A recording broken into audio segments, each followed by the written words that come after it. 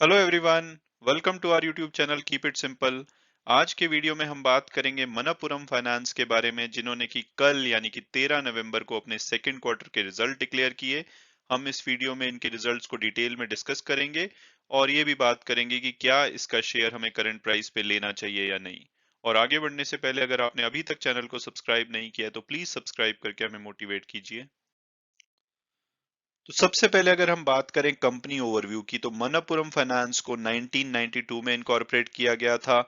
ये एक non banking financial company है। इनका जो मेन बिजनेस था वो गोल्ड लोन फाइनेंसिंग का था। ये सेकंड लार्जेस्ट प्लेयर है भारत की मार्केट में गोल्ड लोन फाइनेंसिंग में, मुथूट फाइनेंस के बाद। और लेकिन ये पिछले कुछ सालों से दूसरे लोन्स भी प्रोवाइड कर रहे हैं, जैसे कि micro finance loans, vehicle and equipment finance, home loan वगैरह वगैरह। और अगर इनकी ब्रांचेस की बात की जाए तो इनके पास 4600 ब्रांचेस हैं। इनकी प्रेजेंस 22 स्टेट्स और 6 यूनियन टेरिटरीज में है। और ओवरऑल लोन बुक इनकी 27,200 करोड़ रुपए की है। और एम्प्लॉय जो काउंट है वो 30,000 से ज्यादा है, और ये मार्च 2021 का डेटा है। और अगर हम इनकी ओवरऑल जर्नी की बात करें, तो जैसे मैंने बताया 1992 में इनको इनकॉर्पोरेट किया गया था, 1995 में ये आईपीओ लेकर आए। उसके बाद 2014 में इन्होंने काफी बड़े चेंजेस किए। एक तो इन्होंने शॉर्ट टेन्योर के गोल्ड लोन को लॉन्च किया, इसके अलावा कमर्शियल व्हीकल और होम लोन भी देने स्टार्ट किए।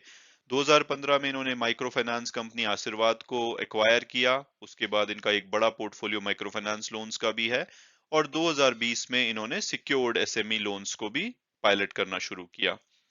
अगर सितंबर 2021 की बात की जाए तो इनका जो गोल्ड लोन पोर्टफोलियो है ओवरऑल लोन का वो 66% है। यहाँ पे मुथूट फाइनेंस से डिफरेंट है, क्योंकि मुथूट फाइनेंस का जो लोन पोर्टफोलियो है वो 90% है, और उनकी जो 99% इनकम है वो गोल्ड लोन फाइनेंसिंग से आती है। लेकिन जो मनप्पुरम फाइनेंस है, इनका जो पोर्टफोलियो थोड़ा डाइवर्सिफाई है। 66% गोल्ड लोन, 25% इनका माइक्रो फाइनेंस लोन, इसके अलावा 4% कमर्शियल व्हीकल, 3% हाउसिंग फाइनेंस और 2% अन्य लोन्स हैं। और अगर इनके यील्ड की बात की जाए, यानी कि कितना इंटरेस्ट रफली अर्न करते हैं, तो सबसे ज्यादा इनका इंटरेस्ट माइक्रो फाइनेंस लोन पे आता है, 20 से 26%। उसके बाद गोल्ड लोन में 18 से 26%। इसके अलावा जो इनके कमर्शियल व्हीकल है वो 15 से 24% के बीच में ये इंटरेस्ट जनरेट करते हैं, और हाउसिंग फाइनेंस में 12 से 16% के बीच में। तो अब अगर बात की जाए इनके शेयर होल्डिंग पैटर्न की, तो 35% हिस्सा इनके उन प्रमोटर के पास है, 35% ही फॉरेन इंस्टीट्यूशनल इन्वेस्टर के पास, 13% म्यूचुअल फंड्स के पास, और 17% के आसपास का हिस्सा रिटेल शेयर होल्डर के पास है। आप इनके टॉप शेयर होल्डर यहाँ पे देख सकते हैं। इसके अलावा इनका मार्केट कैपिटलाइजेशन लगभग 18,000 करोड़ से थोड़ा सा ज्यादा है। और अगर इनकी स्टॉक परफॉर्मेंस देखी जाए अगेंस्ट बीएससी और निफ्टी की परफॉर्मेंस के, तो आप देखेंगे कि इनकी परफॉर्मेंस थोड़ी सी वॉलेटाइल रही है। अगस्त में इनका शेयर गिर गया था, लेकिन अगर पूरे एक साल में देखा जाए तो इन्होंने निफ्टी 50 और बीएससी सेंसेक्स से बेटर परफॉर्म किया है। इसके अलावा अगर इनके ग्रुप स्ट्रक्चर की बात की जाए, तो मनप्पुरम फाइनेंस पेरेंट कंपनी है, जो कि gold loans, vehicle equipment finance loan और कुछ अन्य लोन्स देती है। इसके अलावा इनकी सब्सिडरीज हैं। 100% सब्सिडरी इनकी होम फाइनेंस वाली है। 100% सब्सिडरी इनकी इंश्योरेंस ब्रोकरेज बिजनेस की है। इसके अलावा इनका 97.51% हिस्सा आशीर्वाद माइक्रो फाइनेंस लिमिटेड में है। और इनकी एक आईटी कंपनी भी है, जिसमें कि इनका 99.81% हिस्सा है, मनप्पुरम कॉमटेक एंड कंसल्टेंट्स लिमिटेड के नाम से। अब अगर बात की जाए इनके सेकंड क्वार्टर के फाइनेंशियल्स की, तो सबसे पहले हम स्टार्ट करेंगे मोतीलाल ओसवाल की एक्सपेक्टेशन की, यानी कि एनालिस्ट क्या एक्सपेक्ट कर रहे थे। तो सबसे पहले अगर हम बात करें नेट इंटरेस्ट इनकम की, तो एनालिस्ट ये मान रहे थे कि पिछले साल के मुकाबले इनकी जो नेट इंटरेस्ट इनकम है 0.6% बढ़ के 982.4 करोड़ रहेगी। और एक्चुअल में इनकी नेट इंटरेस्ट इनकम 1040 करोड़ रही है, यानी कि एनालिस्ट की एक्सपेक्टेशन से बेटर रही है। लेकिन अगर हम बात करें प्री प्रोविजनिंग ऑपरेटिंग प्रॉफिट और नेट प्रॉफिट की, वो एनालिस्ट की एक्सपेक्टेशन से खराब रहे हैं। तो अगर प्री प्रोविजनिंग ऑपरेटिंग प्रॉफिट की बात की जाए, तो जो एनालिस्ट ने एक्सपेक्ट किया था, उन्होंने कहा था कि ये 0.8% गिर के 647 करोड़ के आसपास रहेंगे। जबकि एक्चुअल में ये 603 करोड़ रहे हैं, और ये पिछले साल के मुकाबले 7.6% गिरे हैं। और नेट प्रॉफिट की बात की जाए, तो एनालिस्ट ने एक्सपेक्ट किया था कि इनका नेट प्रॉफिट 415 करोड़ रह सकता है, जो कि पिछले साल से 2.3% ज्यादा होगा। लेकिन एक्चुअल में जो इनका नेट प्रॉफिट है वो इनका 8.8% गिर के 370 करोड़ के आसपास रहा है।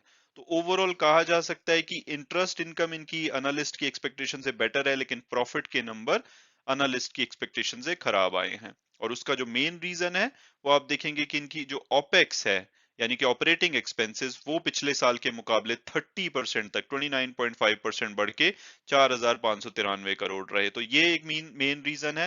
हालांकि कंपनी का कहना है कि आप नीचे देखेंगे इस चार्ट में, ये स्टैंड अलोन बेसिस पे इनकी ऑपरेटिंग एक्सपेंसेस है, यानी कि सब्सिडरीज के नंबर इसमें इंक्लूडेड नहीं है। तो इसमें आप देखेंगे कि इनके जो मेन एक्सपेंसेस बढ़े हैं वो एडवर्टीजमेंट की वजह से 20 करोड़ के आसपास, इसके अलावा 31 करोड़ जो सैलरी पर एम्प्लॉय है, जिसमें सैलरी इंक्रीज दिए गए हैं, और इसके अलावा जो इनका ब्रांच और एम्प्लॉय एक्सपेंशन है उसकी वजह से 11 से 12 करोड़ के आसपास इनके एक्सपेंसेस बढ़े हैं। तो कंपनी का कहना है कि जो 95% जो इंक्रीमेंटल ओपेक्स है वो ग्रोथ इनिशिएटिव के लिए है, जिसकी वजह से आने वाले टाइम में इनके बिजनेस में हेल्प होगी।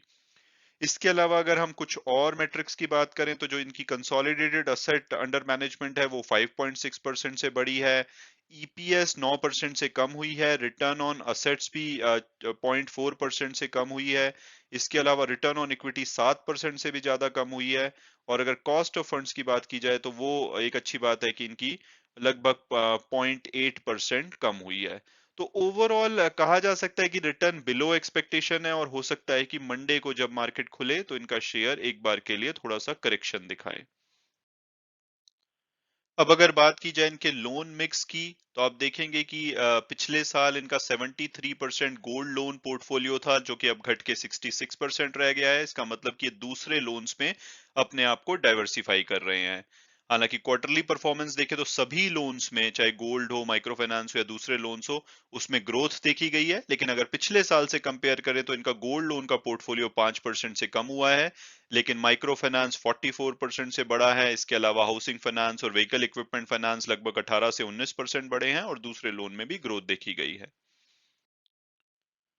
अब अगर बात की जाए इनकी बोरोइंग्स की, क्योंकि ये एक बैंक नहीं है, नॉन बैंकिंग फाइनेंशियल कंपनी है, तो ये सेविंग अकाउंट और करेंट अकाउंट से पैसा जनरेट नहीं कर सकते हैं। तो जो ये सबसे ज्यादा बोरोइंग लेते हैं ये बॉन्ड्स और नॉन कन्वर्टेबल डिबेंचर इशू करके 34% के आसपास इनकी बोरोइंग्स आती हैं। इसके अलावा वर्किंग कैपिटल डिमांड लोन और कैश क्रेडिट से लगभग 25% के आसपास, और टर्म लोन से 24%। तो ये इनके मेन सोर्स ऑफ बोरोइंग्स हैं।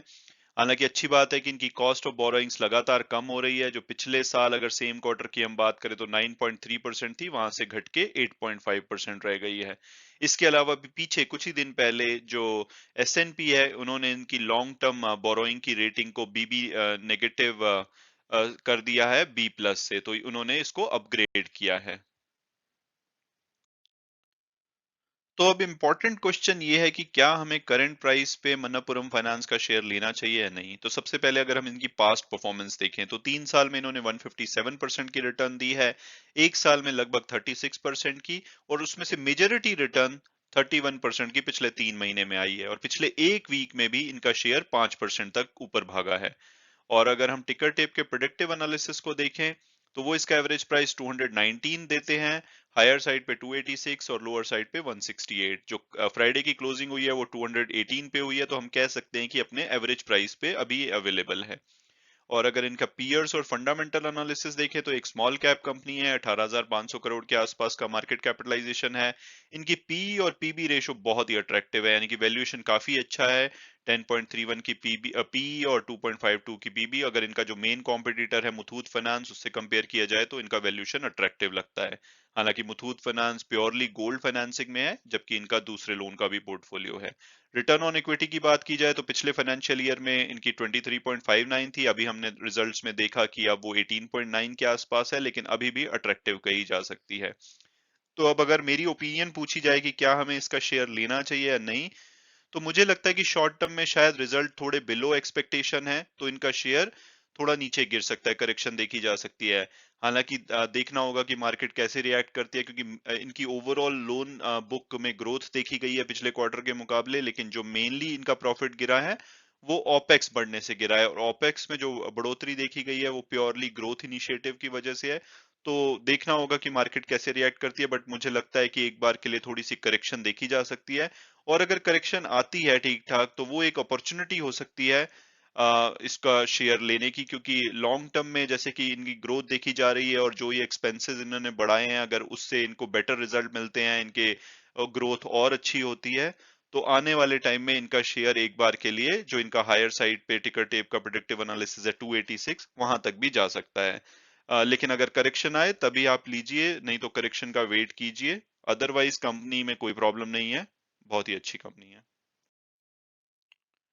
और वीडियो क्लोज करने से पहले मैं हमेशा की तरह डिस्क्लेमर दूंगा कि ये मेरी पर्सनल ओपिनियन थी। अगर आप किसी भी शेयर में इन्वेस्ट करना चाहते हैं तो अपने फाइनेंशियल एडवाइजर से बात कीजिए, अपनी फर्दर रिसर्च कीजिए, उसके बाद अगर आप कंफर्टेबल होते हैं तभी आप इन्वेस्ट कीजिए। Thanks so much for watching the video and God bless you all.